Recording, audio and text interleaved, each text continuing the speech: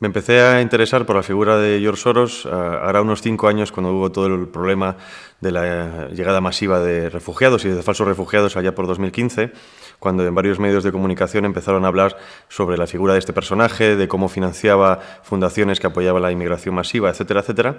Me ha servido para comprender, ver más allá de lo que tradicionalmente entendemos como sociedad, ver un poquito los entresijos que hay detrás del poder, tanto el poder económico, el poder político, cómo ambos están unidos para conseguir obviamente los intereses comunes y entender un poquito cómo funciona mejor. George Soros viene de una familia media húngara, judía. Estudió en la London School of Economics, una de las más importantes del país, y allí conoció a Karl Popper, al filósofo que creó la idea de sociedad abierta. Eso le marcó muchísimo. De hecho, su fundación, Open Society Foundations, lleva el nombre precisamente por esa sociedad abierta de Karl Popper y conlleva una visión ultraliberal en lo económico y ultraliberal en lo político. Esto, en la práctica, significa que no haya fronteras o problemas para el tema de movimiento de dinero, de capitales, y en lo político, por supuesto, significa pues, un mundo globalizado o conectado, en la que no haya restricciones para el movimiento de personas. Esto que sobre el papel parece todo muy bonito, sobre la práctica vemos que no lo es tanto. Es decir, los Estados-nación históricamente son las áreas donde se aplica una legislación, donde realmente se puede existir el ámbito democrático, no en un mundo donde no haya países, haya un gobierno mundial que rija a todos. ¿Por qué ha creado esta red o por qué ha creado esos tentáculos? Porque sabe muy bien, precisamente a través de ese poder económico que le ha dado un conocimiento del poder político, sabe muy bien cómo funciona todo esto y es a base de entresijos de fundaciones, de asociaciones que influyen en la opinión pública. Es decir, modificar la opinión pública para que la gente acepte cosas que antiguamente no aceptaban. Así pasó, por ejemplo, con el tema del aborto, matrimonio homosexual, etcétera, etcétera, y ahora estamos viendo cómo esto hay una cada vez mayor aceptación de políticas LGTB, inmigración masiva, cada vez hay menos identidad nacional, cada vez la gente está a favor más de ceder soberanía a entes supranacionales como la Unión Europea o Naciones Unidas, y todo esto viene precisamente de ese entresijo de sociedades, de think tanks, de fundaciones, de acercamientos a políticos para influir en el día a día y transformar la realidad de lo que conocimos a lo que estamos conociendo hoy en día. Una cosa lleva a la otra y viceversa. Él precisamente consigue el poder económico y esa plataforma económica de poder económico le permitió alcanzar el poder político. Por lo tanto, primero es un poder económico y después consigue un poder político. También hay que decir que este hombre, muy inteligente, no da puntadas sin hilo. Y él, como buen especulador financiero, siempre intenta sacar un rédito económico de los problemas políticos. Y si bien es cierto que hay una unión entre ambos, obviamente los separatistas quieren alcanzar la separación política, Soros ahí ve un interés, es decir, ¿cómo puedo romper España? No porque España sea un país como España, sino porque es un país importante dentro de la Unión Europea, uno de los más importantes. Entonces, ¿qué puedo conseguir de esto? Él tiene un interés, siempre lo ha dicho en varias entrevistas, ha reconocido que las identidades nacionales tradicionales eran un estorbo para conseguir ese nuevo orden mundial, que significa obedecer a un solo gobierno o al menos a que la soberanía nacional pase a entidades supranacionales. Obviamente los separatistas le permitían alcanzar eso. ¿Qué esto significa? Atomizar las naciones, atomizar las sociedades. Entonces, Soros, desde ese punto de vista, obviamente ahí tiene un interés político, que es el de conseguir que estas naciones cada vez sean más débiles, y luego tiene un interés económico. Obviamente, él no apuesta si no tiene algo a cambio. La obsesión con España, por así decirlo, no es porque España represente nada en concreto, sino porque España es uno de los países más importantes de Europa. Y luego tiene una gran importancia geoestratégica a nivel mundial. Es el Estado-nación más viejo de Europa, por no decir de todo el mundo. Si se consigue romper España, estás enviando un mensaje a muchos países. Estás diciendo, fíjate lo que he hecho con este país, ten cuidado con lo que puedo hacer con el tuyo. España, se suele decir por parte de algunos globalistas, y lo han reconocido, que es un campo de ensayo, una especie de campo de prácticas de estas políticas subversivas, de políticas multiculturales, globalistas, que si funcionan se aplicarían en otros países. Por eso España es un objetivo prioritario. La agenda global existe, de hecho están los papeles aprobados en la ONU y en otros organismos supranacionales recientemente, que se intenta promover precisamente todo ese tipo de políticas LGTB, aborto, eutanasia, etcétera, etcétera. Hay que entender que este tipo de personas, la gente con tanto poder, no es porque tenga un interés real de defender a ese colectivo, seguramente el colectivo LGTB o el feminista le dé exactamente igual, simplemente ver estos colectivos como desde un punto de vista utilitario. ¿Qué pueden darme a mí dentro de mi proyecto de consecución de mis políticas a nivel internacional? Por lo tanto, el interés de esto es evidentemente enfrentamiento social, atomización social.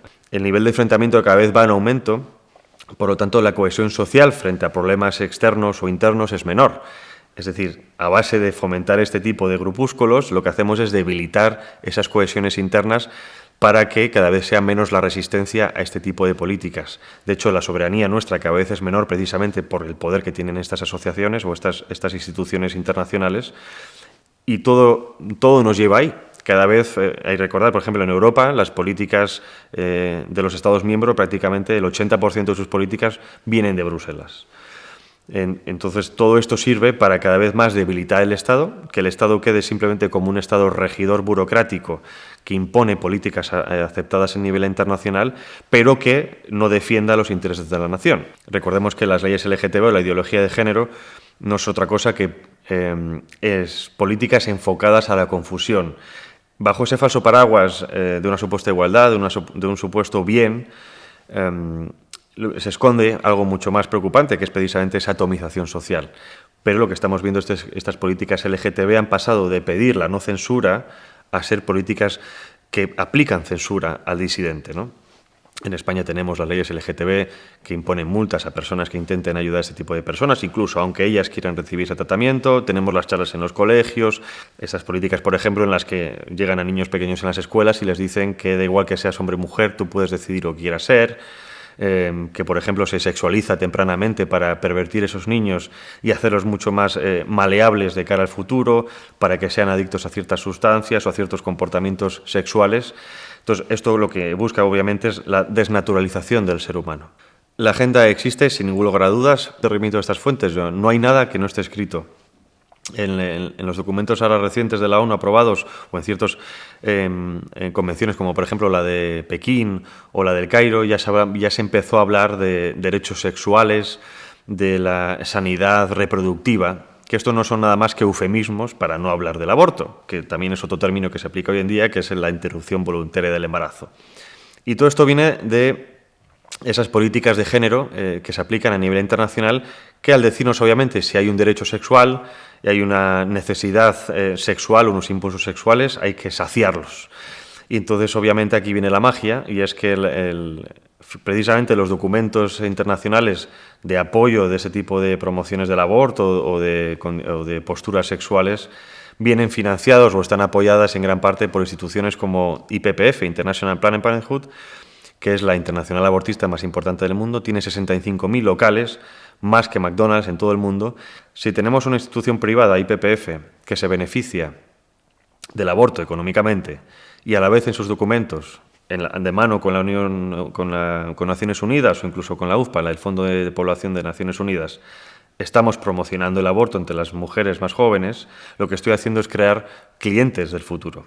Eso es el interés de todos estos grupos. El interés no es la persona. A las instituciones internacionales, a las personas realmente poderosas les da igual el ser humano, les da igual las personas, les da igual nuestras libertades. Quieren sacar rédito, bien sea político o económico. En este caso, la promoción del aborto, primero es económico, porque genera esa red de personas que se benefician de esos abortos, y segundo es político. ¿Por qué? Porque hay también una intención a nivel internacional de reducir la población. Entonces ahí tenemos el aborto y la eutanasia. El aborto para matar a niños por nacer y la eutanasia para matar a personas que ya han excedido lo que ellos consideran un tiempo de vida necesario, ¿no?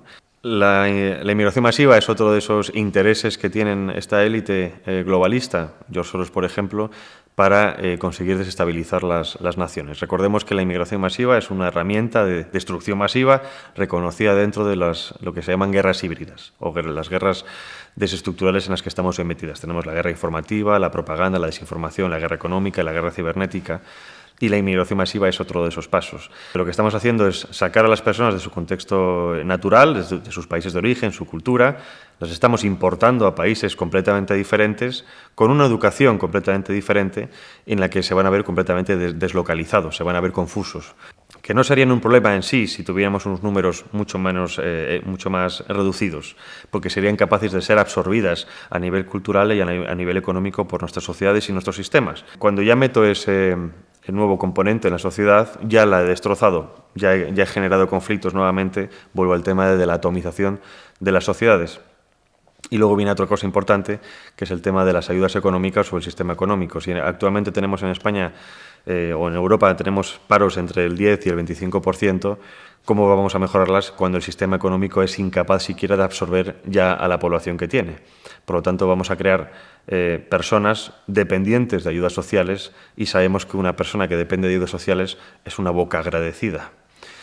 Compramos la mente de esas personas, compramos sus necesidades y yo me saco un rédito político-económico. En este caso, el político es la destrucción de estas naciones y el económico es a base de financiar. Como especulador, a mí me conviene. Es decir, orden up caos, el orden dentro del caos, es a esta gente lo que le interesa. Cuanto peor vaya un país, obviamente a mí como inversor quizá no me interese, pero como especulador sí. Puedo comprar barato y vender caro. No sé si solo los ha puesto los peones, pero casualidad es que al menos dos de los más importantes del nuevo gobierno estén en esa órbita. Uno de ellos, por supuesto, es Pedro Sánchez, el presidente, que en su LinkedIn hasta hace muy poquito, ya lo ha quitado, tenía puesto que trabajaba en el National Democratic Institute, que es una organización financiada por Open Society Foundations. Luego, después, el mismo Pedro Sánchez, cuando consiguió la presidencia después de la moción de censura a Rajoy, se reunió fuera de agenda con George Soros, nada más llegar al poder. Se ha reunido más veces, de hecho el Consejo de Transparencia ha exigido que el PSOE documente e informe a este Consejo sobre qué reuniones han tenido, qué se ha tratado, y el PSOE se ha negado a dar esa documentación, por lo tanto ya podemos sospechar que nada bueno. El antiguo ministro de Exteriores, Josep Borrell, actual encargado de la diplomacia europea, se reunió también con George Soros en Europa. La actual ministra nuestra de Exteriores, González Laya, antes del cargo era presidenta del Consejo de la Asociación International Gender Champions. Obviamente creo que nunca lo han tenido mejor los agentes globalistas con el actual gobierno de España, pero sí que es cierto que a mí me sorprende que los políticos que supuestamente tienen que buscar nuestro bien se estén vendiendo a personajes de este tipo.